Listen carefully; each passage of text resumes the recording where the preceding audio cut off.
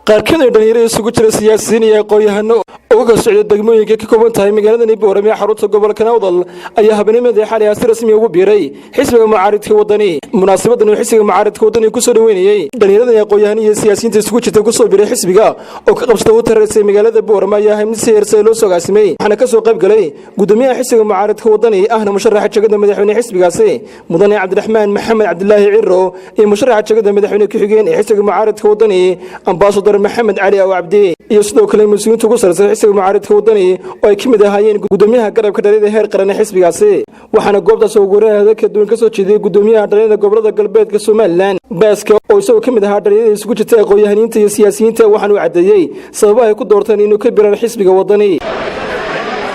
xisbiga kulmiye ayaa leerka oran lahaa xisbiga kulmiye maanta gobolka Awdal 7 sano uu joogay waxa uu gaarsiiyay waa loo yahay waxa ugu dambeysay garoonkii kubadda cagta ee dhalinyaradu ku ciyaaraysay sanad iyo wuxuu xidhan yahay 4 bilood sabab alla sabab uu xidhan yahay iyo cid xidhatay ma garanayno laakiin anu waxaan oran lahaa garoonka waxa loogu maqan yahay dilaal wala iibinayaa waxa loogu maqan yahay dilaal. Qaasim Muuse Daahir xogayaha dhalinyarada gobolada galbeedka isaguna hadalka qaatay. Qaasim Muuse Daahir waxa uu si rasmi u cadeeyay ku biireen xisbiga mucaaradka wadani. laakiin mudane madaxweyne anigu waxaan ahay ceelaliyo ahay dhalinyarada gobolada galbeedka haddii aanu helo wax dhaama waxa uu nabaday qurmiye mudane madaxweyne waxa ballan ah shalay waxa la lahaa Muuse Yaabaye in la yiraahdo kulmiya yaacay taasi waa ballan mudane madaxweyne waqtigoo gaaban anigu dib baan u dhigan doonaa hadaladayda waqtigoo gaaban waxaan leeyahay dalka uu yaala khayraad inagu filan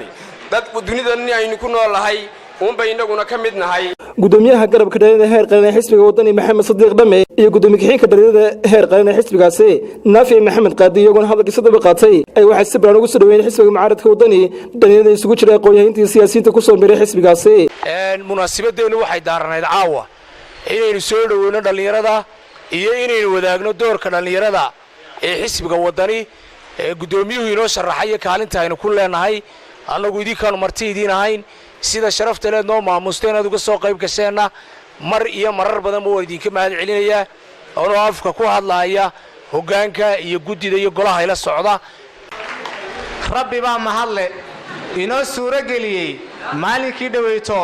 inuu dhulku gariiro oo inuu ka xoreyno magaalada Boorama gruubkii loo yaqaanay qurmis iyo ehelkooda. waxaan sidoo kale mahad iskale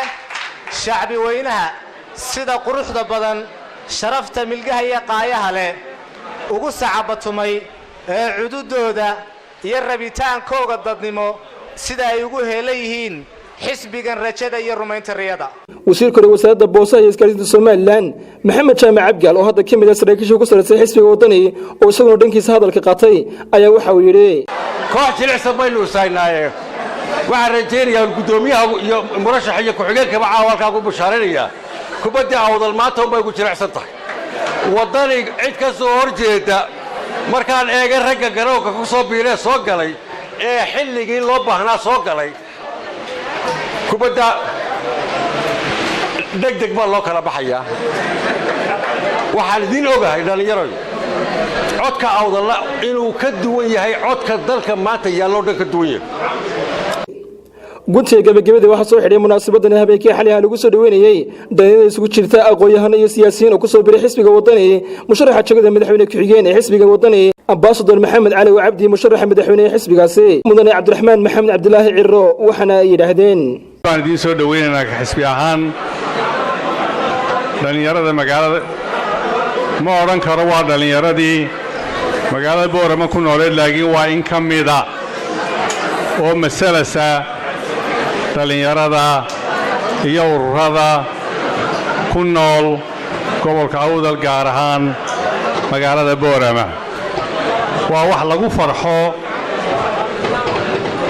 oo rajo gelinaysa qof kasta oo daawada oo arka oo soo hor joogsada dhalinyarada da'dan ah ee sidan u koray. kacdoon kastoo dunida ka dhaca oo shacbi sameeyo waxa horseed ka noqda dhallinyarada. taariikh kastoo la baadho haddii aad eegto dal kacdoon ka dhacay ama isbeddel ka dhacay, isbeddelkii carabta ka dhacay berigii dhaweyto dhallinyara hoggaaminaysa. waxaan filayaa inaad tihiin cududda ugu ballaadhan ee aan cidina shaki gelin karin Somaliland. waxaa lagu qiyaasaa 70% in shacbigeenu dhallinyaro yahay. taa macnaheedu waxa weeye dadku waa wada dhallinyaro, in yaroo dhallinyaro cuslaatay mooyaane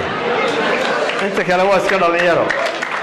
iskastaba tan waxa xusid mudan in xisbiga mucaaradka wadani uu maalmihii ugu dambeeyay ku sugnaa magaalada Boorame ee xarunta gobolka Awdal uu kasbaday taageerayaasha ugu badnaa ee abad xisbiga mucaaradka wadani kaga soo biiray dhinaca gobolkani Awdal. waa Mutafiic Raale, telefishinka caalamiga SABC TV Boorame.